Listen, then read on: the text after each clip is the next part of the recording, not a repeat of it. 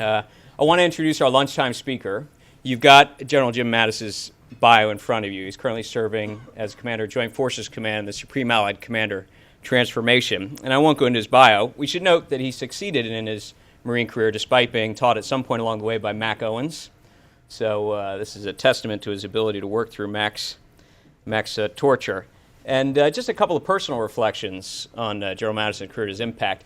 He, of course, is known in large measure for what he's accomplished on the battlefield over the past couple of years, but he is a thinking Marine of the highest order, and along with Dave Petraeus was the flag officer that animated not only the formation of the counterinsurgency manual, but also the formation of the doctrine and our refocus on it in many ways.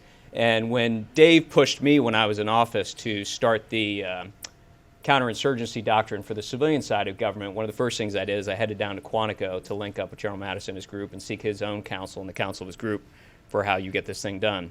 So a first-class thinker in this regard. His battlefield exploits are legend and going to get more legendary as he will be portrayed in a film. There's no truth to the rumor that he'll be portrayed by Mickey Rourke. It's actually going to be Harrison Ford, I'm told. So that should be an interesting episode. And the last thing I would just note, and I think a reflection that many of us have, but when historians look back on the period of time of these wars we're fighting, I think they will largely and accurately describe them as wars of captains and lieutenants and sergeants and corporals. They will write about two generals. They will write about General Dave Petraeus, and they will write about our next speaker, General Jim Mattis. And that will be well-deserved accolades for two generals that have shaped the thinking and the conduct of counterinsurgency in this period. So without further ado, General.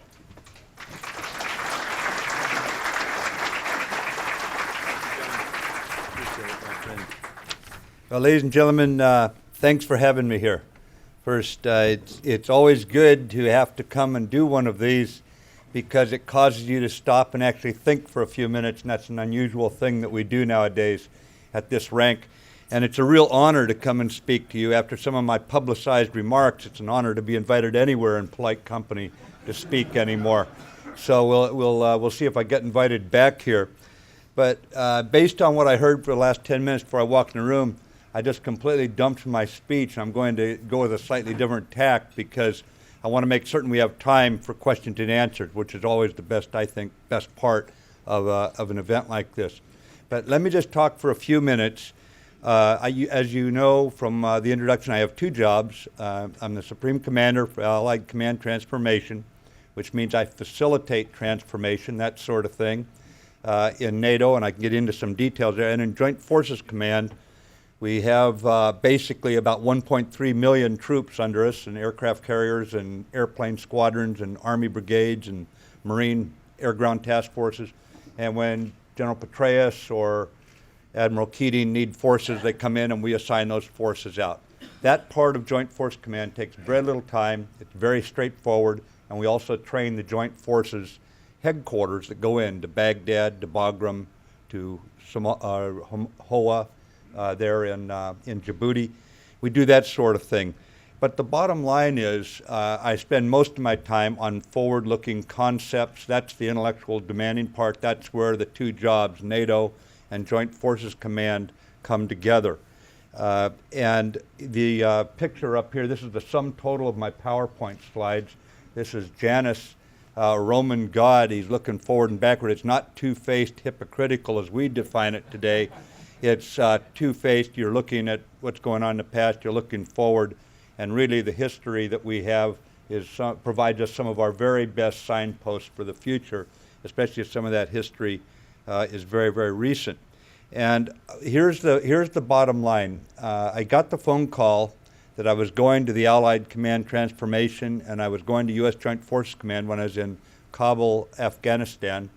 So I called for a map of NATO. They didn't have one there.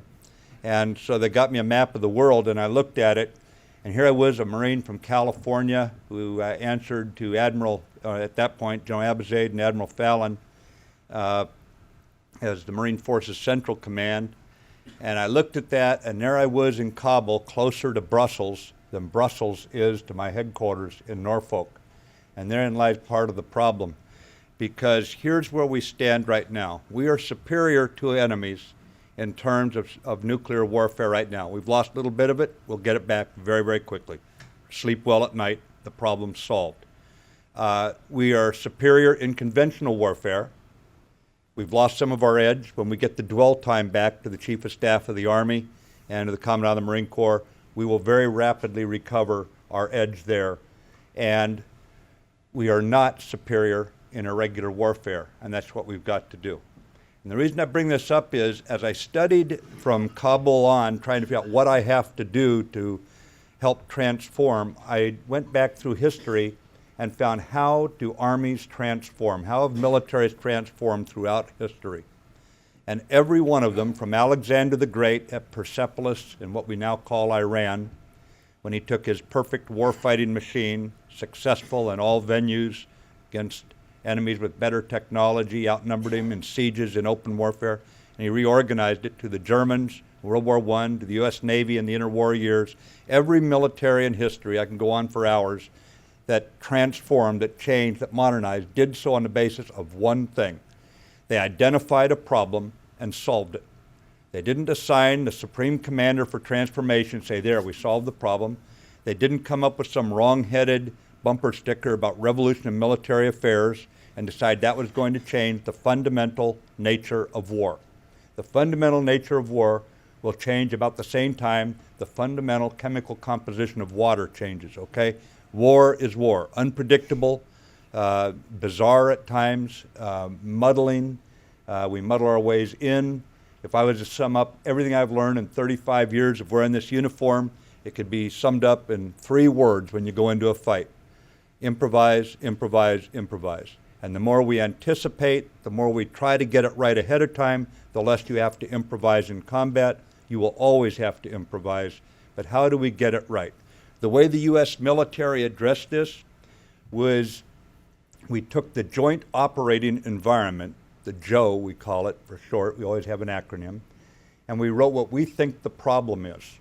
Remember, we have to identify the problem. We laid out what the operating environment looks like that the joint force will operate in the future. And in doing this, we try to take the big trends in demography and in demographics and climate change, all these kind of things, in terms of what are the military implications, and lay out the problem in the JO. Then the chairman assigned to us to do the capstone concept for joint operations. There, we wrote down how the joint force will operate, and really for the first time, thanks to the clarity of the kind of battles we've been fighting, the different things happening in the world, first time since Colin Powell, the chairman, put his thumbprint squarely on how the joint force is going to operate. And so we have a problem statement and we have a solution, and now we take that solution and we test it. We experiment with it, we shoot holes in it, that sort of thing. We had all sorts of people help us. Some of them are sitting here in this room looking at me right now, and I appreciate it. We had people in our advisory group from the Hill. We had Senator Clinton. We had former Speaker Gingrich. We had the former sound mixer for the Frank Zappa band. We tried to bring in some really strange people to break us out of our regimented approach to problem solving and problem definition, problem setting. Because if we don't set the problem right, we are probably going to get it wrong. I don't care how short you Marines cut your hair or how fast you run 3 miles. If we get the concepts wrong, as the Israelis saw in Second Lebanon War, your boys, no matter how brave, are going to catch RPGs in the chest, and you're not going to accomplish your objectives. So when you get concepts incorrectly done, then you really pay a price. Our job is not to get it 100% correct. You will never get it 100% correct. We just don't want to get it completely wrong. And that's where we were off on the effort over the last few months to get this thing, I think, about right. We are absolutely certain that we will fight in the future. I was asked to talk about 21st century warfare. We will fight in coalitions, first, last, and always. We will be fighting against enemies in hybrid conditions. War is war. I accept that. And some people have asked me, challenged me, why do you use your regular war as a term? The reason we do it, ladies and gentlemen, is if we don't set up some kind of tension, some kind of magnet to pull the department out of its good old mano a mano conventional war, if we don't do that, then we won't shift the budgeting, we won't shift the focus over to where it has to go. Really, we're going to have to be able to fight hybrid enemies, and that could be something like Second Lebanon that we're looking at very closely, where a high-tech cruise missile takes out a ship, where an enemy hiding amongst the people sets off IEDs, where they're using cyber, they have good information operations campaign, they've learned how to influence the international media, all the things that you all have been hearing about, studying. I realize I'm talking to people who actually look at this. But the bottom line is we do not want the U.S. forces to be dominant and irrelevant in the future, and we can do that. That is what we must avoid by getting the problem right and the solution right. You take on the U.S. Air Force or the Naval Aviation, Marine Aviation at 15,000 feet in a fighter, NATO Air Forces, you only have one role, fugitive. You better fly away real fast or you're going to get shot out of the air. You take on the U.S. Navy on the high seas, they'll burn you to the waterline. That's all there is to it. You take on the U.S. Army in the open desert, in open terrain and mechanized warfare, the Army will annihilate you. That, taking on whatever the Air Forces leave untouched, which won't be much. But the area that we are not superior in is irregular warfare.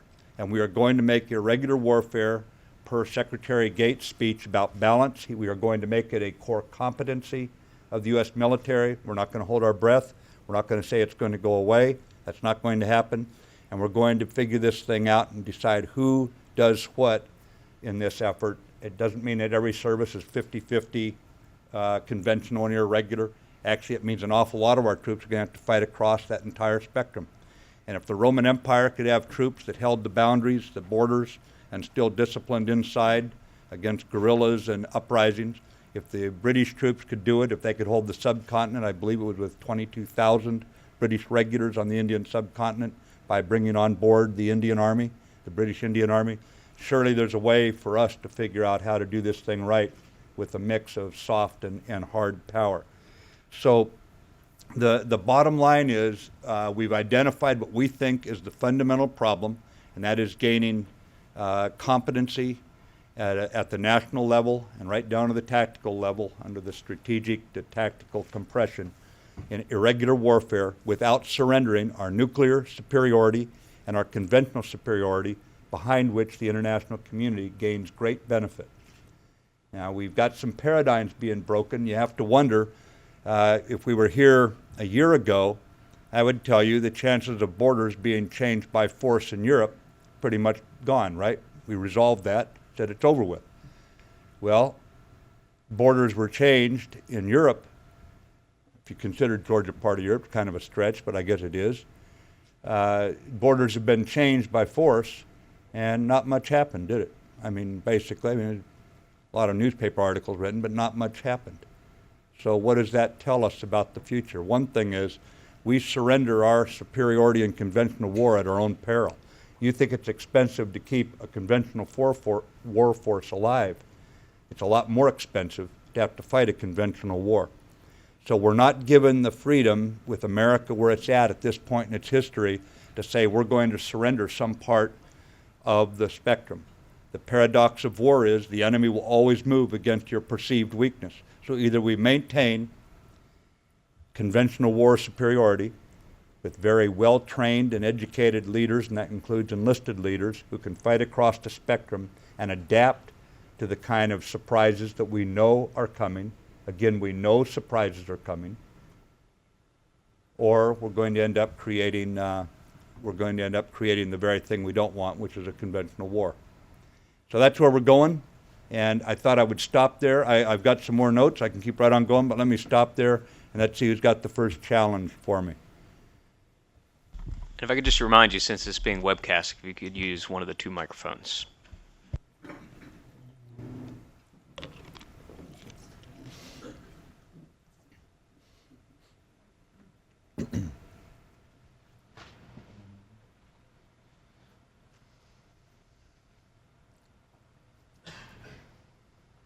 General Chris Seipel, I'm with a group that looks at religion and security.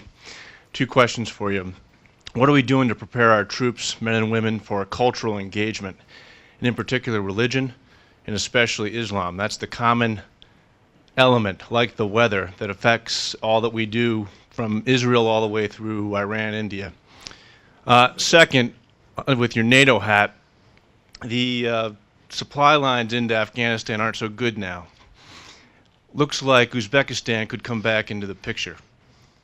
What are your thoughts on Termez becoming a land bridge again, and maybe using Termez as a cultural engagement training center for NATO troops going to do PRTs? Yeah, I'd rather not address that second one because I don't consider myself an operational commander, and there's too many people running around speaking authoritatively about things they don't know.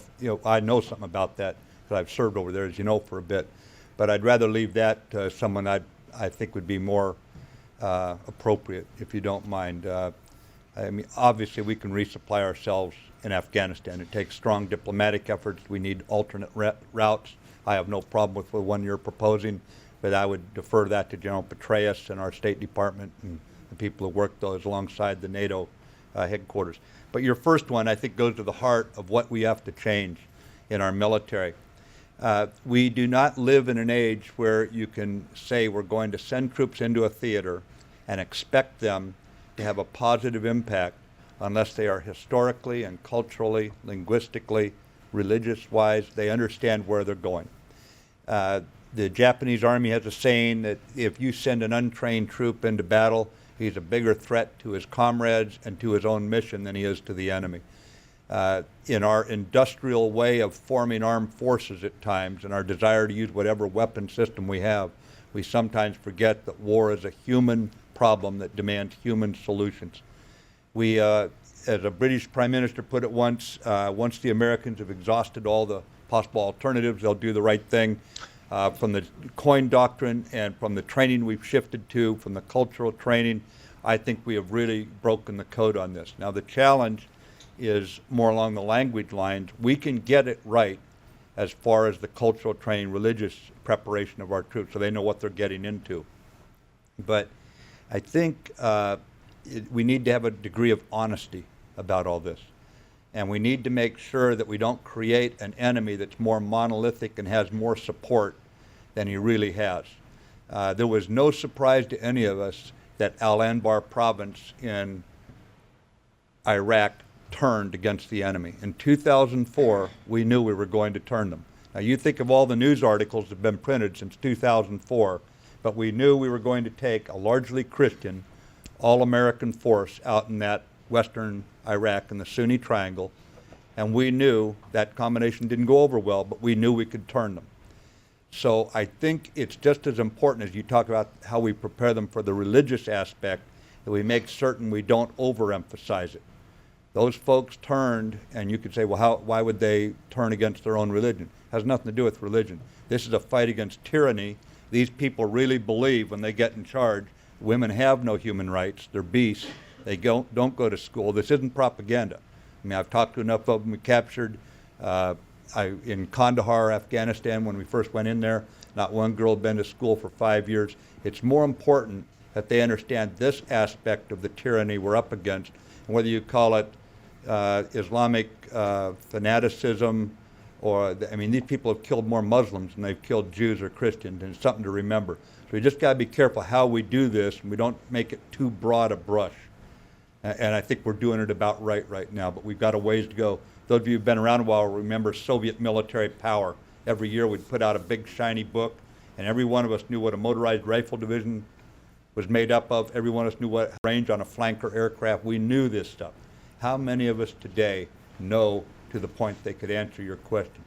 We're not there yet, but we're on the right trajectory. Thank you. Sir, based on your comments of maintaining a conventional force is more expensive or less expensive than fighting a conventional force in regards to the Georgia campaign with Russia and our consideration of Russian reemergence and possible confrontations with upcoming elections in the Ukraine, do you see that was a choice that we didn't fight or determined to fight because it wasn't worth the cost isn't worth the gain, i.e. in the Georgia campaign and in the case of Ukraine coming to the forefront? Is it just a choice that we make not to do it, not that we don't have the capability? Oh, I mean, certainly we had the capability. We're talking about political will here and calculations of what's in our interest, NATO's interest. President Sarkozy, this last weekend, I was in Munich for the security conference. President Sarkozy, in his energetic and animated way, brought up a fundamental question there. He said, does Europe want to be left alone, or does Europe want to defend its values? Does it want peace, or does it want to be left in peace? A very interesting question. I think that in this case, Georgia was not part of NATO, and it's a legitimate question about whether or not NATO should have done anything about this beyond what it did. I leave that to policymakers. I wear a uniform. But that said, you know, we're going to have to come to grips with this sort of thing in a manner that allows us to give clearer guidance in the future so that people don't push us too far. My read of history is you stumble into wars, you muddle into wars, other things happen and drag you into wars. I don't think that's changed one bit. So actually I'm going to Georgia here in about 2 weeks and spend a couple days there with them. I could probably answer your question better after looking at what actually happened there. But it doesn't change the fundamental idea that your values and your interests, if your values are part of your interests, if you really believe your values, your principles are worth fighting for, you've got to make very clear what they are so you avoid that sort of misunderstanding. Yes, sir. Thank you. Probably not the best answer, but it's the best one I can give you right now. I think President Sarkozy, his question is the best answer. Yes, sir. We're going to take a online question from one of our online participants and then come right back over here. Go ahead, Alan. We have a question from General Mick Traynor. Could you say a bit about your views on effects-based operations? Thanks a lot, General. Ladies and gentlemen, we're all subject to our own experiences. I've been called an infantry officer, which would surprise the Marines, because even in infantry battalions, of course, you have F-18 pilots in your infantry battalion from the time you're a second lieutenant, tapping you on the shoulder saying there's a different way to solve this problem. Watch this. Here's where I'm coming from. A couple of points up front. The U.S. Air Force came up with a sound approach to taking out closed, complex systems. If it's a highway grid, a railroad grid, electrical grid, they came up with a way to do it. And to this day, I think it stands any kind of scrutiny. It is precise, it is pure, and it is good. And then a thing called U.S. Joint Forces Command decided to take that and migrate it from a closed complex system to an open complex system. And if you study quantum physics, you run into a fundamental problem when you do that. Because what you just said was, when you go to an interactive system, that you can predictably say, if I do that, put an algebraic equal sign equals this result. And when you're dealing with human beings, you should be very, very careful about this. For example, I'll bet nobody 3 days into the Kosovo bombing campaign thought, well, one of the effects will be 375,000 refugees on the road. No, that wasn't it. That's the fundamental nature of war is inconsistent with a closed, complex system approach. And this idea of predictability, of deterministic or mechanistic approach to war, this American desire for certainty in war, flies in the face of the fundamental nature of war. And when you go against the nature of something, you're probably going to lose. Remember, don't mess with Mother Nature, okay? I think that that's where I was coming from on it. I still salute the Air Force's rigorous way of approaching closed, complex targeting, but war is not a matter of servicing targets. We cannot figure out how somebody is going to respond that well, that reliably, and you're always going to get surprised. So what I wanted, as many of you know who have read the note I sent to my command, the Israeli officers have been very blunt. There's ladies present. I won't use the obscenities they use to describe it, but they do not believe that effects-based operations was in any way a concept applicable to real war. Quite the opposite. Now, there's always been a desire on the part of soldiers throughout history to kind of come up with certainty. We want some kind of certainty because war rubs that veneer right off you of civilization. It leaves your emotions bare. It's a very uncomfortable situation. Many of us have felt that sinking feeling in our stomach when something goes wrong. But you simply have got to teach people how to deal with uncertainty don't go with a quantification of things when human will, imagination, courage are so important. Those are the ultimate determiners of warfare. So, General Traynor, that's where I was coming from on it, sir. And I'll just stop there and see if you want to ask another question. We can almost smell the cigar smoke from Mick coming through the computer for those of you that know and have worked with him. Please, go ahead. David Danello. Sir, I was wondering if you could expand on your comments on Mexico in the Joe. Wow. Well, the Mexican ambassador's asked to see me, and we hope to link up very soon. I just tell you that the Joe, the Joint Operating Environment, as I described it, is not a statement of U.S. policy. It's not predictive. It's speculative. And it's designed exactly with discussion in mind, to break out of some. How many of you ever heard of the Joint Operating Environment in the last, how about in the last, before this year? A few of you? Good. Because by and large, I found it was not gaining any traction or being acted on, David, at all before. So I brought in some real smart folks. They didn't all wear uniforms, and their job was to come up with a catalyst document to go after the future in a way that was not as constrained to what we would be comfortable with. It's also a way to engage our own nation in what it's doing. For example, where are 95% of the weapons contributing to the murder in Mexico? They're coming from this country right here. Where is all the money coming from that's destabilizing Mexico? It's coming here because of an insatiable drug appetite. I don't even see any drug messages on TV anymore. Remember those old things that showed those frying eggs, your brain on drugs? Haven't seen any. Maybe we can at least start reducing the demand for drugs in this country, recognizing what it's going to do to a neighbor. Maybe we can reduce the number of guns we're sending south because we're coming out saying we've got a problem in Mexico. But it's obviously a very serious concern, their national security situation, and for obvious reasons, it's going to bleed right across the border. So thanks for your book, by the way.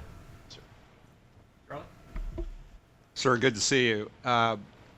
First, I want to congratulate the Marine Corps for the effects-based operation that they successfully conducted in El Anbar province. And I was wondering how you were able to predict in 2004 the effect that you would create in El Anbar province equated to a military operation. But we'll put that aside for another time. No, I will answer that, Charlie. Let me explain something to you. It was a non-quantifiable problem, and it was based on military judgment.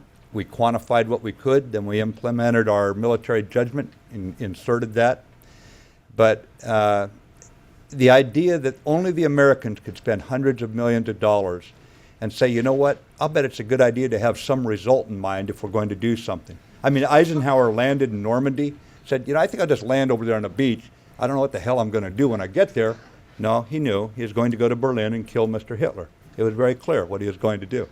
The idea, only the Americans could come up with something that strikingly obvious, declare it a concept, and then make it a rigidly information-laden demander of huge headquarters that would paralyze everything down below. It was a bastardization of what your service did that I resent intellectually about it. It is not where you took it. I think it went too far and had to become rigid and information-laden, because if you did not do that, you could not make the predictive assessments that required quantification. And that's where it went wrong. It was not with what you all did in the beginning. But please go ahead, Charlie, with your question. But actually, I think your explanation here today of what you really mean is very, very helpful, sir, because I think that there's a lot more common ground with what you said here today than is popularly understood by the bumper stickers. Yeah. But what I really want to ask you about is, are you all giving any thought? You know, General Wickham wrote an article about small footprint coin operations, and as we look to the future, is Joint Forces Command giving any thought about how do we adapt an operation where we know we're going to have limited numbers of troops, we can't meet the troop ratio in FM 3-24. How do we go about doing coin operations under those circumstances? You given any thought to that? I do, Charlie, thank you. I just got back last week from one of a series of meetings with the Commander of Special Operations Command as we try to marry the General Purpose Forces and SOCOM for how we're going to do this, probably trying to preclude having to send in large, heavy footprints. Obviously, sea basing has a lot to say for it because you don't put those troops ashore other than in temporary locations. An expeditionary situation where not every troop has a big screen TV and 18 entrees on the menu that night as it's completely isolated from the local people. In other words, we're talking about a fundamental shift in comfort levels, basing, and that sort of thing. But also, I think that I would like, if I could make one change to Joint Force Command, kind of superficial right now, I'd change it from Joint Forces Command to Coalition and Joint Forces Command. We're not going to fight alone. And I think if we go into this fight with the understanding that every nation brings something with it, it doesn't matter if we have technical interoperability, if you have a spirit of collaboration and you're willing to work with them, small teams of Americans, whether it be the USS Mercy or Special Forces operating somewhere, or an Air Force team that teaches people how to use small propeller-driven airplanes to maintain surveillance over bad borders and this sort of thing. There's ways we can do this that hopefully will preclude large footprints ashore. But there comes a time, due to this accident of history that we were born into, where the Americans are going to be seen as the leader. And if we are not willing to commit a large number of troops on the ground in some circumstances, we will not prevail. So it's going to be a balancing act, but we see ourselves having to reduce this heavy footprint, this logistically demanding and sometimes problem-causing by its very presence footprint. And we are going in that direction. It's going to require more troops in the Army, the Marines, Navy, Air Force to be advisors, that sort of thing. But we are going in that direction. And if you want to come down and look at what we're doing and give me any of your thoughts, you're welcome. I'd appreciate the outside review. Thank you, sir. We've just set up, by the way, ladies and gentlemen, our first joint irregular warfare center. I've brought in a Special Forces officer to run it, and my deputy is now a Navy, he went from 1-star to 3-star, never wore 2, a Navy SEAL who's now the deputy as we try to shift the General Purpose Forces more into a soft approach to fighting without giving up conventional warfare. Go ahead. Okay. Yeah, go ahead. We'll do, if we could we'll do yours and then a quick one from online, and then we'll probably have to wrap up. Okay. So go ahead. Sir, you had cited both the Romans and the British in India as examples of militaries that were effective at both conventional and irregular warfare. Both of those militaries made very effective use of auxiliaries or indigenous forces. I was wondering if you could comment on our current and future capabilities for training and advising indigenous forces and what Joint Forces Command's role in developing that capability might be. Sure. General Casey, the Chief of Staff of the Army, the Commandant of the Marine Corps, General Conway, Admiral Olson and I sat down to try to come up with some idea of what's the division of labor, because this is a growth industry for obvious reasons. We see ourselves doing more of it, as I mentioned just a moment ago, and the division of labor will probably be where we need people to build relationships. That's going to be a special forces kind of job, and they've been expanded. Where we want to just go in and train people in marching, basic marksmanship, first aid, small unit tactics, that sort of thing, the general purpose forces will probably pick up most of those. And that's why we're going to need more troops who are culturally adept, who are comfortable working outside Mother Army, Mother Marine Corps kind of stuff, and able to work in small teams. But this requirement for small teams that can operate in combat or as advisors is now a national priority. We are going to have to create high-performing small units. And we've got some cognitive efforts going on. We also are going to use a lot more simulation. We're going to try to mimic for our joint small units, for our joint forces small units, what the aviation and maritime forces have done with simulation over many, many years. That's part of this shift to an irregular warfare advisor kind of ability without giving up an aggregated conventional force at the same time. There's ways I think that technology can help us, and it especially comes to the human interface. That's where it's really helpful to us. But I think we're on the same sheet of music here. And finally, Alan. We have a question from Jason Sherman, a reporter for InsideDefense.com, watching from Brooklyn, New York. 2 questions. As the Pentagon girds itself for a round of fiscal belt-tightening, what capabilities do you believe the military services should shed, and what capabilities do you believe need to be bolstered? And do you believe COCOM should have greater say in development of the Pentagon's budget request? I'll take the second one first. I really believe that nobody wakes up in the morning saying, I think I'm going to screw the country up today. So if we can go in, I gave that thinking up a long time ago, you know. So I think if we can go in with an intellectually sound argument for what kind of military do we need and make a compelling case for it, we can make the change. For those who are very impatient with the U.S. military, you go back through history, how many militaries in 10 years went from a Bosnia-type constabulary situation to an Afghanistan special forces-led, general-purpose forces exploitation, integration of air fires.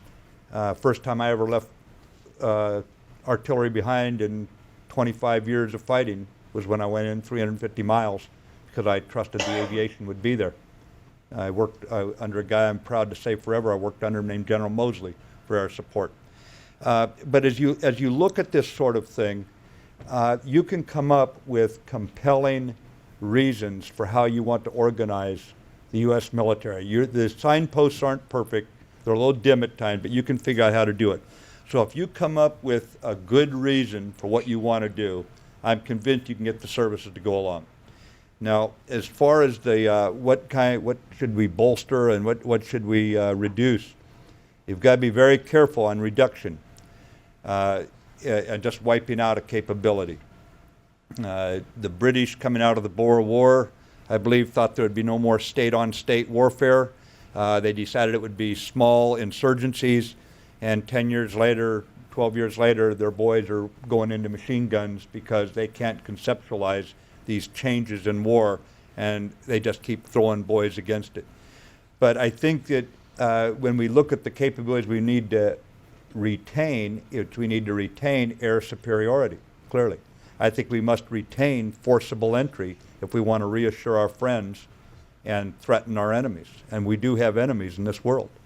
I think that when you look at basing of our troops, I think that is a place that you could tighten the belt in a number of ways. It doesn't mean to bring the troops home. I think we've brought, frankly, too many troops home from Europe. I don't think we should bring home any more troops from Europe.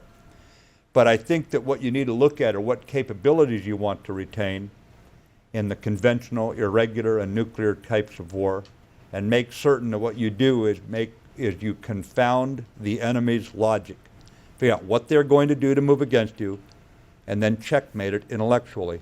And if you organize the force right, if you maintain sea basing, if you maintain air superiority, if you maintain expeditionary capability, then we're in a position, I think, to more chart our future and not have to respond to the enemy in the future for us. There will be surprises. But like I said, you know, the U.S. military from Bosnia to Afghanistan, keep right on going. Iraq, OIF-1, conventional fight pretty much. OIF-2 was not a conventional fight. What we're going into here with the Taliban, you know, the amount of efforts we've had for humanitarian ops, the U.S. military has proven to be remarkably agile. It's never fast enough for the impatient young folks or those those folks who are refugees from accountability and just sit on the sidelines writing nasty stories, something like that. And I'm not pointing the finger at anybody here, but my point is, Point the finger at everybody here. but we are pretty darned agile, and we're agile because we come from one great country that espouses the freedom of thought, the free competition of ideas. Charlie Dunlap and I have gone back and forth now a couple of times, my friend, and we will continue to do so. We will still drink beer together, and we'll still fight together as we defend this great big experiment we call America. So thanks for having me here, and I hope to get in some more arguments with you here soon, and I look forward to it. Thank you.